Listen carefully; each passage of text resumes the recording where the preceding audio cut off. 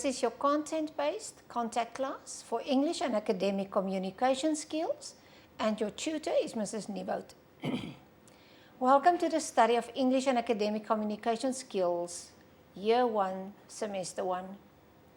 This is Module 1, studied in the first semester. The module will facilitate your proficiency in the English language, your capability to use English as a medium of instruction, and consolidate your knowledge of all aspects of teaching English as a second language. Your time required. The module carries 12 credits, which will take roughly 120 hours, which means 10 hours per unit of study to complete. The assignment is meant to prepare you for the examination, therefore it's very important to know. Exit learning outcomes. Upon completion of this module, students should be able to explain and demonstrate general and academic listening skills, analyze and demonstrate general and academic reading skills, clarify and demonstrate general and academic English speaking skills, describe and practice linguistic constructs. The study support available. There is no prescribed book for this module. The study guide is the only guide which will take you through the study material. This is essential that you devote sufficient time to studying the content of the module to ensure that you have solid knowledge of what the course is about and how to use it to facilitate the learning of the subject material. The assessment policy. Assessment per semester module consists of one assignment of 120 marks for module of 12 credits. A 50% semester mark is required for admission to examinations. Where practical work is applicable, a 60% pass is required, and such work could account for 50% of the semester mark. A final pass mark of 50% is required, calculated by 60% of the examination mark and 40% of the semester mark. A sub-minimum of 50% must be attained in the examination. Verbs thinking processes. Very important. Please pay special attention to the verbs used in the assignments. These will guide you to what action you are expected to perform. Failing to perform the correct action will result in low marks and/or the loss of valuable marks. The same caution applies to the examination as well. The following are numbered according to the Kindle for better reference. Pages given are according to the actual study guide. Unit 1. General and academic listening skills on page 15. 1.1. Good listening skills in general and social situations on page 17. Being a good listener can help you to see the world through the eyes of others. It enriches your understanding and expands your capacity for empathy. 1.2. Non-verbal cues in listening comprehension, for example, intonation, personal space, gestures, intonation and emphasis on page 30. Non-verbal communication includes facial expressions, the tone and pitch of the voice, gestures displayed through body language, and the physical distance between the communicators. 1.2.1. Intonation on page 31. Intonation describes how the voice rises and falls in speech. The three main patterns of intonation in English are falling intonation, rising intonation, and fall-rise intonation. 1.2.2. Space on page 36. Every culture has different levels of physical closeness appropriate to different types of relationship, and individuals learn these distances from the society in which they grew up. 1.2.3. Gestures or kinesics on page 40. Kinesics refers to the body language or gestures which we use for verbal and non-verbal speech. Body movements include gestures, posture, head and hand movements, or whole body movements. 1.2.4. Emphasis or expletive, page 48. In writing and speech, emphasis is the repetition of keywords and phrases on the careful arrangement of words to give them special weight and prominence. The sound of the sentence changes when you put emphasis on spoken words. 1.3. Listening for note-taking in academic situations, for example, listening for purpose, meaning, structure, details, main points, opinions, facts, conclusions on page 51. To listen for academic purposes, you have to be listening with specific purpose. Note-making is right at the heart of academic study. As a student, you will have to make notes in many situations. 1.3.1 The Cornell Method on page 62. The Cornell Method provides a systematic format for condensing and organizing notes without laborious recopying. 1.3.2 The Outlining Method on page 64.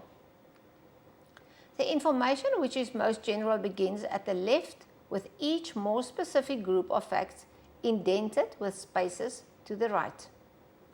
1.3.3 The Mapping Method on page 68. Mapping is a method that uses comprehension and concentration skills and evolves in a note-taking from which relates each fact or idea to every other fact or idea. 1.3.4 The Charting Method on page 70. If the lecture format is distinct, such as chronological, you may set up your paper by drawing columns and labeling appropriate headings in a table. 1.3.5 The Sentence Method on page 71. Here you write every new thought, fact or topic on a separate line, numbering as you progress.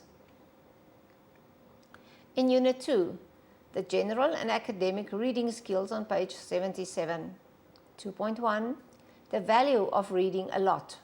2.1.1 The Importance of Reading on page 79. Good readers can understand the individual sentences, the organizational structure of a piece of writing. They can comprehend ideas, follow arguments, and detect implications. 2.1.2 10 Benefits of Reading. If you are one of the countless people who do not make a habit of reading regularly, you might be missing out. Reading has a significant number of benefits. Page 80 to 84. 2.2 The Features of a Competent Reader on page 86. Comprehension is the reason for reading. If readers can read the words but do not understand or connect what they are reading, they are not really reading. 2.3 The Role of Grammar and Vocabulary in Effective Reading on page 91. Educational researchers have found a strong correlation between reading and vocabulary knowledge. Students who have a large vocabulary are usually good readers, so the best way to acquire a large vocabulary is to read extensively. 2.4 The Importance of Language in Effective Teaching and Learning on page 93. In Namibia, most of the teachers in Namibia speak English as a third or a foreign language. The result of this situation is that our learners are not instructed as they should be, which has an adverse influence on educational results in the country. That is the reason why the Ministry of Education has embarked upon the institution of the National English Language Proficiency Program, which aims to equip the teachers with language skills. 2.5 The Comprehension of Written Text on page 94. 2.5.1 The Features of Spoken and Written Texts. 2.5.2 Study reading of a text. 2.5.3 Differences between reading the lines, between the lines and beyond the lines. 2.5.4 Techniques that promote comprehension such as annotating text, writing summaries, creating graphic displays, and self-questioning, including asking questions before reading, during reading, and after reading of a text. 2.5.5 Structural organization types of content of texts. Chronological, comparison or contrast organization, cause and effect organization, logical organization. Text structure is how information is organized in writing.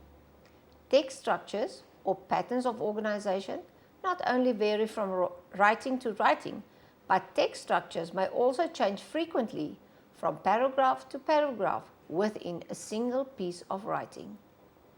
2.5.5.1 Chronological order on page 131. When information in a passage is organized by the time in which each event occurred, it is organized chronologically. 2.5.5.2 Cause and effect on page 135. A cause is why something happens. An effect is what happens. 2.5.5.3 Compare and contrast on page 137. Compare and contrast is a text structure of pattern of organization where the similarities and the differences of two or more things are explored. 2.6 Reading techniques, for example, skimming and scanning on page 146. 2.6.1 Skimming on page 146. Skimming is used to quickly identify the main ideas of a text. And 2.6.2 Scanning on page 149. Scanning is a reading technique to be used when you want to find specific information quickly. 2.7 How to read texts, papers or magazines critically on page 153. 2.7.1 What is critical reading on page 154? This is about facts versus interpretation done by non-critical readers, where texts provide facts and critical readers who recognize not only what a text says, but also how that text portrays in the subject matter. 2.8 How to read texts and examination papers on page 158. This part is important to know before you enter the examination room. 2.9 The proper use of a dictionary and a thesaurus on page 164. Dictionaries and thesauruses are reference books for words. 2.9.1 The dictionary on page 164. A dictionary is a list of words arranged alphabetically. Is a very important tool for anyone who is learning a new language. 2.9.2 Thesaurus, page 170. A thesaurus is a list of words arranged in conceptual groups or alphabetically, and for each word you can see synonyms and antonyms. Unit 3 General and Academic English Speaking Skills.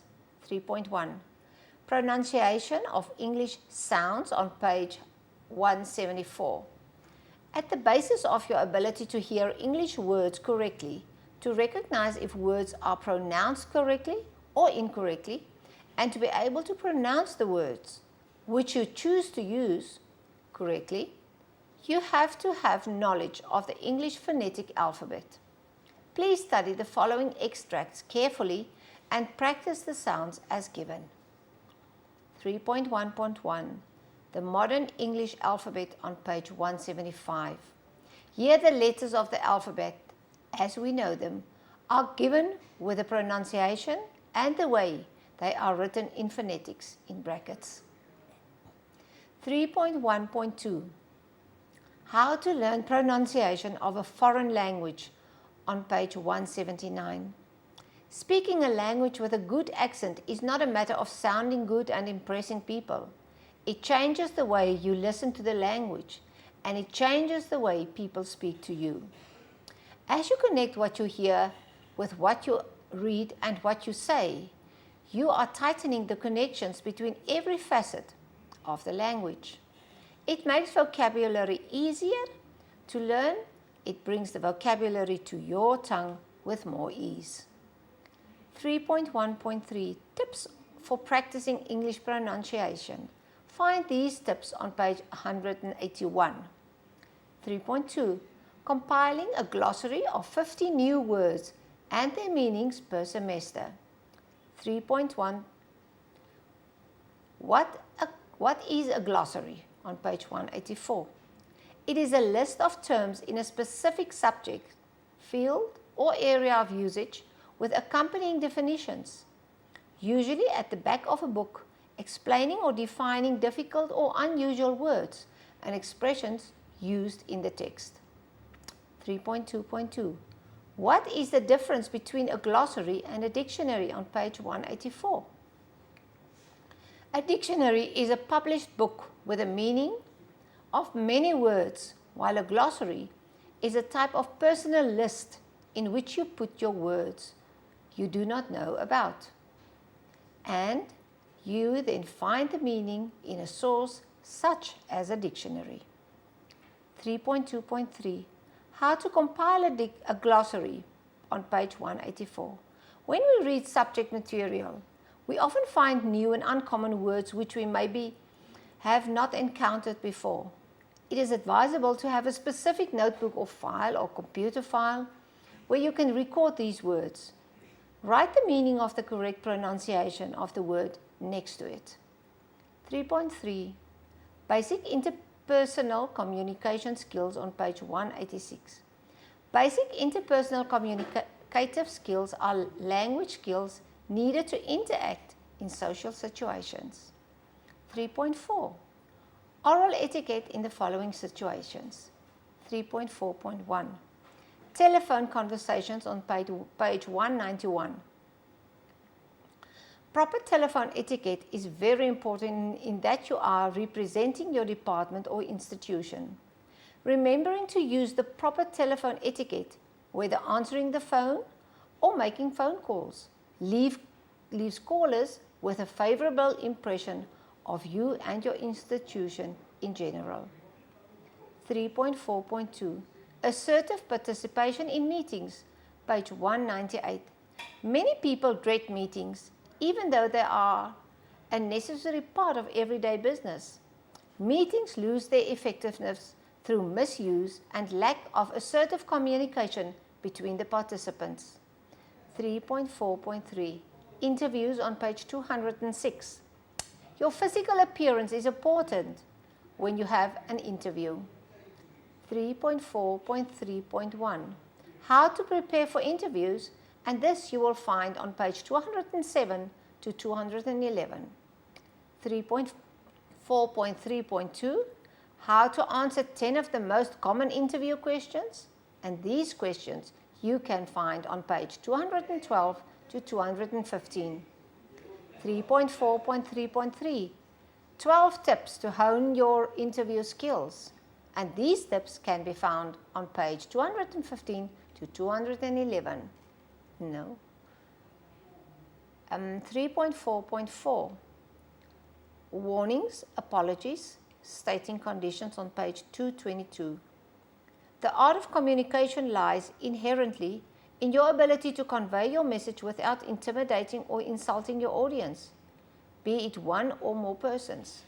The mark of a good leader is the ability to influence people without instilling a feeling of inferiority.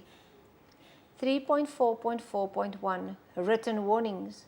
An example of a written warning can be found on page 223. 3.4.4.2. Apologies on page 225. The act of apologizing is one that many people find extremely difficult. It could be because a person may feel degraded or diminished in status by the act of apologizing. 3.4.4.3. Stating conditions on page 225. When dealing with colleagues and friends, even with children, you will have to be able to state conditions. This means that you will inform a person of consequences of unacceptable behavior. 3.4.5. Introductions, greetings, welcoming and thanking on page 225. The act of introducing people, greeting someone, welcoming and thanking all, require that you will have to keep certain common requirements in mind. 3.4.6 Agreement, praise and disagreement and criticism on page 226. Human beings find the act of disagreeing and criticism very easy. There will always be incidents where you will disagree with someone, and even where you may find it necessary to criticize certain behaviors or incidents. 3.4.7 Public speaking, prepared impromptu presenting skills on page 227. There are certain things that every public speaker should be able to do.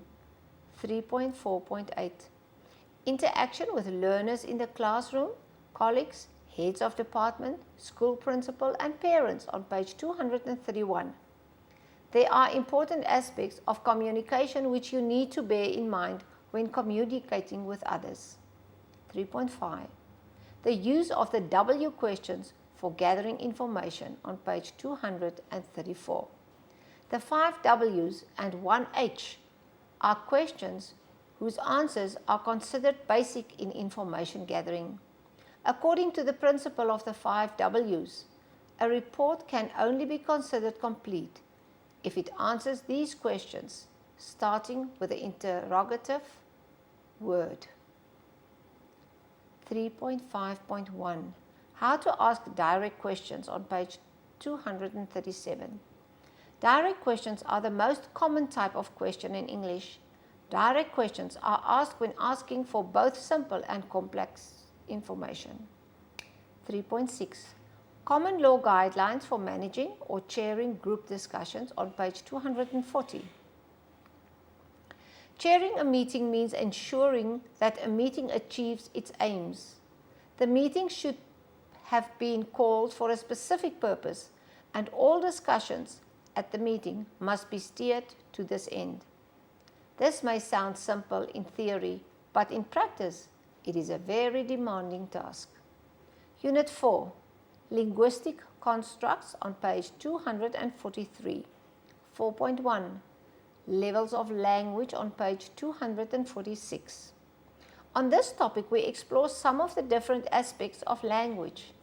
These are often referred as a language level.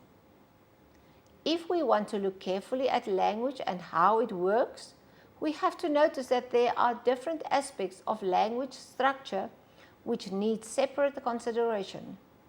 These are often referred to by linguists as the different levels of language.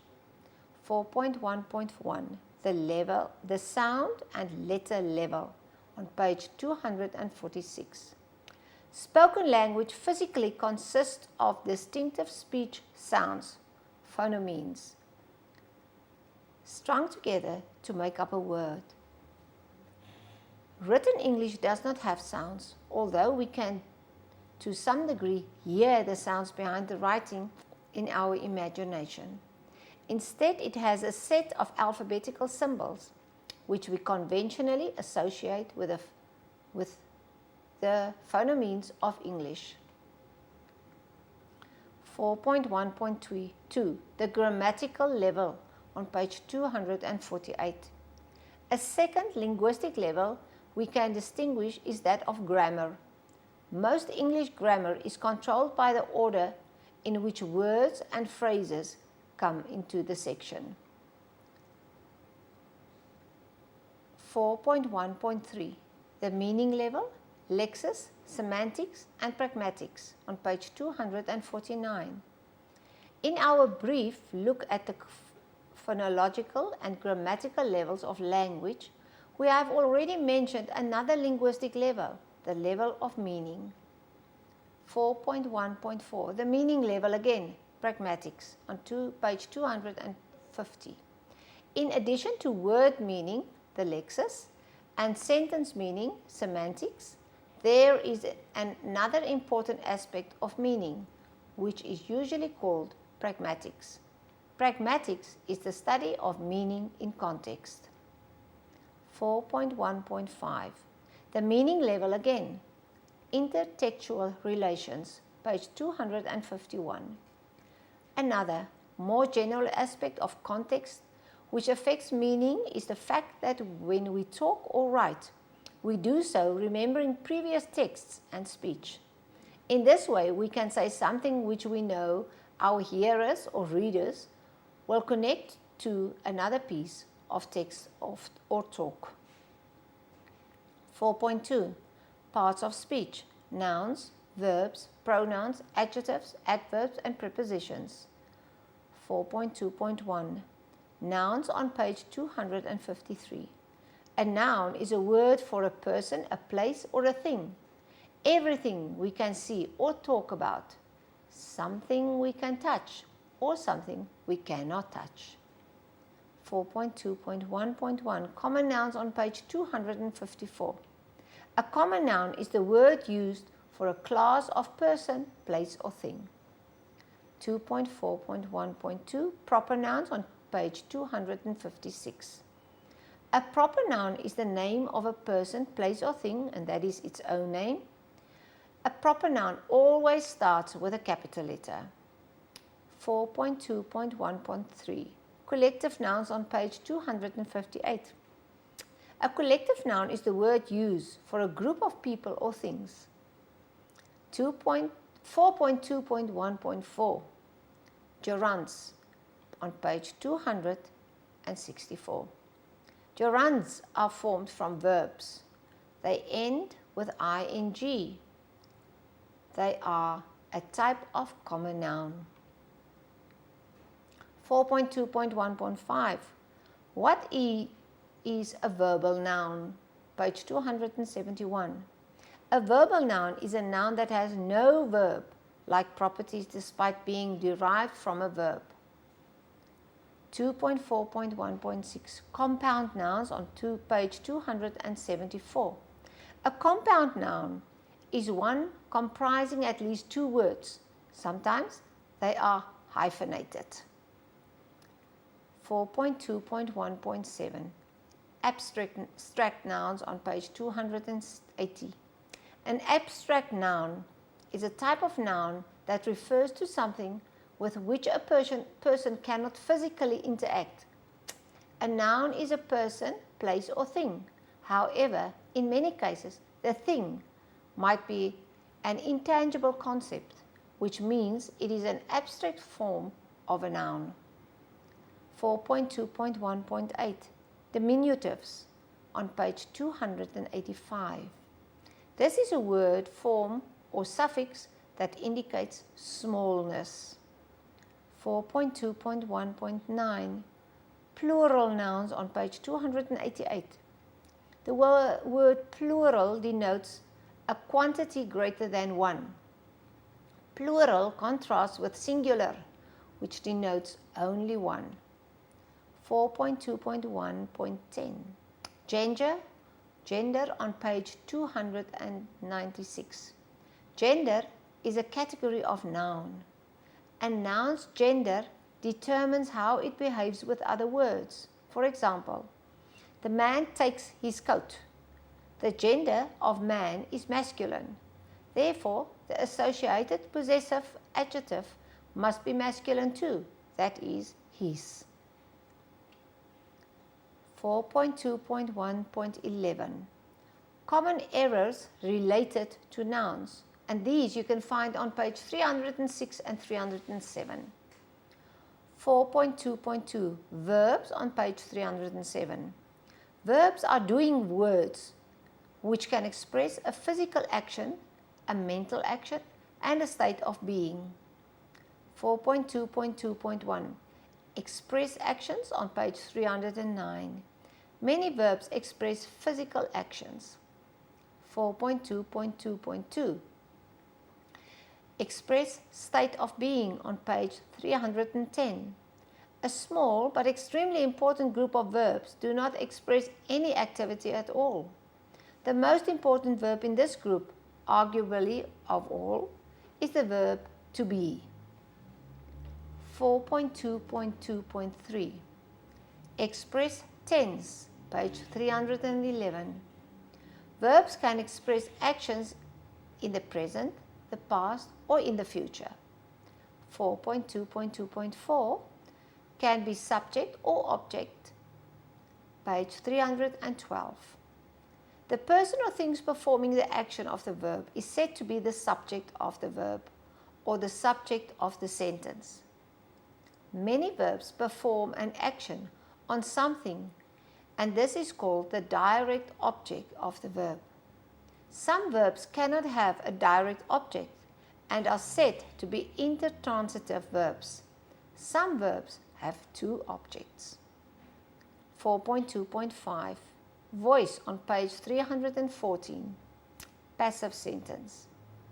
The subject of a sentence does not always do the action of the verb. Sometimes the action is done to the subject. Such sentences are called passive sentences because the subject are being passive, and that is not doing anything. The active sentence. Active sentences are the opposite of passive sentences. In an active sentence, the subject of the verb performs the action. 4.2.2.6 Conjunction of the verb on page 316. A verb will change its form a little depending on the subject. When verbs change in this way, it is known as conjugation. A verb conjugates according to the subject. 4.2.3 Concord agreement between the verb and the subject of a sentence on page 319. Being able to find the right subject and verb will help you correct errors of subject-verb agreement. Find the 10 basic rules on page 319 to 325. 4.2.4 Pronouns on page 326. Most of the time, a pronoun is used to replace a noun. The following are all pronouns: he, she, they, none, and which. As you can see, pronouns are usually short words. They are used to make sentences less cumbersome and less repetitive. 4.2.5 Adjectives on page 336. Adjectives are words that describe or modify another person or thing in the sentence. Adjectives are describing words. 4.2.5.1 Degrees of comparison on page 348. Comparisons can be made using the three forms of the adjective. The three are positive, comparative, and superlative. The positive degree is used to denote the mere existence of quality. The comparative degree is used to compare the qualities of two persons or things, a higher degree than the positive. And the superlative degree is used when more than two nouns or things are compared, the highest degree of the quality. 4.2.6 Adverbs on page 361. An adverb can be added to a verb to modify its meaning. Usually, an adverb tells you when, where, how, in what manner, or to what extent an action is performed. 4.2.7 Prepositions on page 367. A preposition is a word which precedes a noun or a pronoun to show the noun's or the pronoun's relationship to another word in the sentence. 4.3 Idioms, abbreviations, and animal sounds on page 375. 4.3.1 Idioms on page 376. It is important to remember that idiomatic expressions are used when speaking informally. They are not used in formal exchanges. Every language has its own collection of wise sayings. 4.3.2 Abbreviations on page 384. Abbreviations and acronyms are similar to each other as they both are short forms of longer words. Abbreviations are shortened versions of one or two words which are still pronounced the same way. Acronyms are shortened versions of phrases that are most often the names of something and are pronounced as their short form rather than their actual full form. 4.3.3 Animal sounds. You will find this on page 394 to 398. 4.4 Conjunctions on page 399. Conjunctions join words or groups of words together. The most common ones are and, or, and but. 4.5 Synonyms and antonyms, homonyms and homophones. 4.5.1 Synonyms on page 405.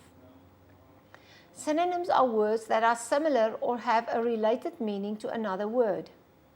4.5.2 Antonyms on page 409. An antonym is a word that is the opposite meaning of another. 4.5.3 Homonyms on page 415. A homonym is a word that is pronounced the same as another word with a different meaning. When the words have the same spelling, they are known as homographs.